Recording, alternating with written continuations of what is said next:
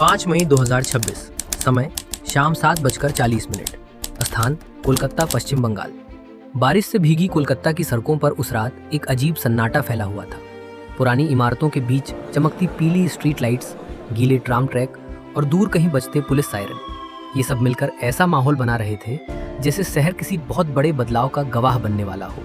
शहर के बीचों बीच बने विशाल मतगणना केंद्र के बाहर मीडिया वैनों की कतार लगी थी। कैमरों की लाल बत्तियां लगातार जल रही थी। पुलिस बैरिकेड्स के पीछे खड़े पत्रकार लगातार अपडेट भेज रहे थे।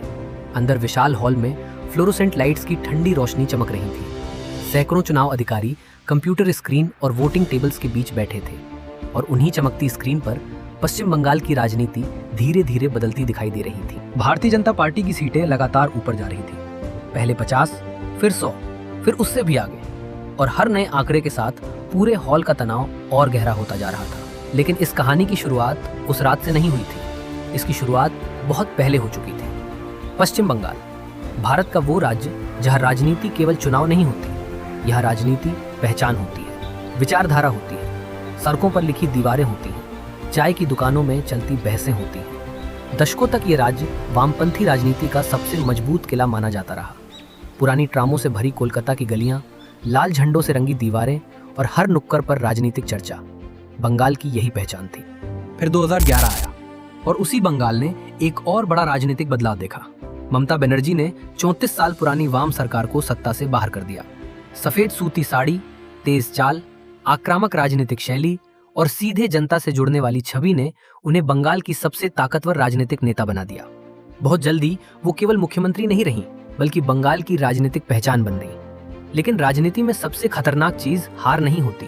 सबसे खतरनाक चीज होती है ये मान लेना कि हार अब संभव ही नहीं रही। दिल्ली में बैठे रणनीतिकार बंगाल को केवल एक राज्य की तरह नहीं देख रहे थे। उनके लिए ये भारत की राजनीति का आखिरी बड़ा दरवाजा था, और इसी दरवाजे को खोलने के लिए एक बेहद लंबा और बेहद सुनियोजित अभियान शुरू किया गया।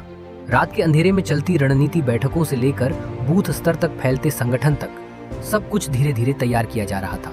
विशाल डिजिटल स्क्रीन पर बंगाल के जिलों के नक्शे चमकते थे। चुनावी data, social media trends, booth reports, सब कुछ लगातार निगरानी में था। बाहर बारिश हो रही थी, लेकिन अंदर एक और तूफान तैयार किया जा रहा था। धीरे धीरे भाजपा ने बंगाल के छोटे कस्बों और गांवों में अपनी पकड़ मजबूत करनी शुरू की। रात में बाइक पर घूमते कार्यकर्ता, गीली दीवारों पर चिपकते नए पोस्टर, मोबाइल स्क्रीन पर फैलते राजनीतिक वीडियो और चाय की दुकानों में बदलती चर्चाएं, बंगाल की राजनीति चुपचाप बदल रही थी। एक तरफ पुराना बंगाल था, जहां लोग अब भी अखबारों और चाय की मेजों पर राजनीति समझते थे। दूसरी तरफ नया डिजिटल बंगाल था, जहां राजनीतिक राय मोबाइल स्क्रीन पर बन रही थी। बेरोजगारी, असंतोष, धार्मिक ध्रुवीकरण और लगातार बढ़ती राजनीतिक प्रतिस्पर्धा ने माहौल को और ज्यादा तनावपूर्ण बना दिया था। कोलकाता की कई गलियों में एक ही दीवार पर दो अलग राजनीतिक दुनिया दिखाई देने लगी। कहीं तृणमूल कांग्रेस के पोस्टर, तो ठीक उनके ऊपर भाजपा के झंडे। कुछ पोस्टर आधे फटे हुए, कुछ नए लगाए गए। कई इलाकों में राजनीतिक झड़पों की खबरें आने लगी। लेकिन सबसे डरावनी चीज हिंसा नहीं थी। सबसे डरावनी चीज थी लोगों के चेहरों पर बढ़ता डर। रात में अकेले पोस्टर लगाते युवा कार्यकर्ता, दूर से आती पुलिस गाड़ियों की चमकती लाइट्स, बंद होती दुकानें और बारिश में भीगती सड़कों पर पसरा तनाव। बंगाल अब केवल चुनाव नहीं देख रहा था, वो एक मनोवैज्ञानिक राजनीतिक युद्ध के बीच खड़ा था। तृणमूल कांग्रेस के दफ्तरों के अंदर भी बेचैनी बढ़ने लगी थी।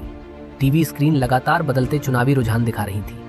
टेबलों पर बिखरे कागज, आधी खाली चाय के गिलास और थके हुए चेहरे, ये सब मिलकर उस डर को और गहरा कर रहे थे जिसे कोई खुलकर स्वीकार नहीं करना चाहता था। दूसरी तरफ भाजपा के वार रूम में माहौल अलग था।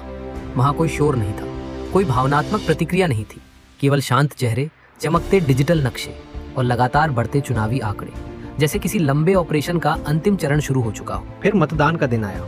सुबह का आसमान धुंधला था, भारी सुरक्षा बल तैनात थे। मतदान केंद्रों के बाहर लंबी कतारें लगी थी। बूढ़े लोग, युवा, महिलाएं, मजदूर, सब चुपचाप अपनी बारी का इंतजार कर रहे थे। लोगों के चेहरों पर उम्मीद भी थी और डर भी। हर किसी को महसूस हो रहा था कि ये केवल सरकार चुनने वाला चुनाव नहीं है, ये बंगाल के अगले दशक का फैसला है। मतदान खत्म हुआ और फिर शुरू हुई इंतजार की सबसे लंबी रात। मतगणना केंद्र के अंदर स्क्रीन लगातार चमक रही थी। सीटों के आंकड़े तेजी से बदल रहे थे। भाजपा की बढ़त अब केवल रुझान नहीं रही थी, वो एक राजनीतिक भूकंप में बदलती जा रही थी। पत्रकार तेजी से टाइप कर रहे थे, एंकर अपने हेडसेट उतार रहे थे, चुनाव अधिकारी लगातार डेटा अपडेट कर रहे थे।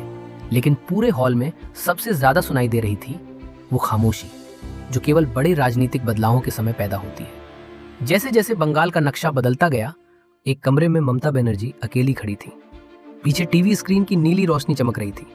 बाहर बारिश की बूंदें खिड़कियों पर लगातार गिर रही थी। उनके चेहरे पर थकान थी, तनाव था, लेकिन उसके पीछे एक और चीज थी, वो एहसास कि बंगाल अब वैसा नहीं रहा जैसा कभी हुआ करता था। दूसरी तरफ दिल्ली के वार रूम में स्क्रीन पर चमकता बंगाल धीरे धीरे केसरिया रंग में भरता जा रहा था।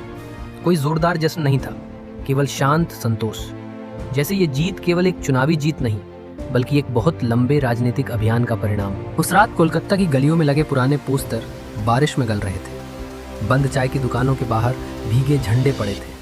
कुछ लोग अब भी टीवी स्क्रीन के सामने बैठे परिणाम देख रहे थे। कुछ लोग खामोश खिड़कियों से बाहर बारिश देख रहे थे। और पूरा शहर एक नए राजनीतिक अध्याय के सामने खड़ा था, क्योंकि राजनीति में सत्ता कभी स्थायी नहीं होती। सबसे मजबूत किले भी एक दिन गिरते हैं, और कई बार सबसे बड़े बदलाव गोलियों या नारों से नहीं आते, वे चुपचाप लोगों के दिमाग के अंदर शुरू होते हैं। उस रात बंगाल में केवल चुनाव खत्म नहीं हुआ था, शायद एक पूरी राजनीतिक युग का अंत हुआ था।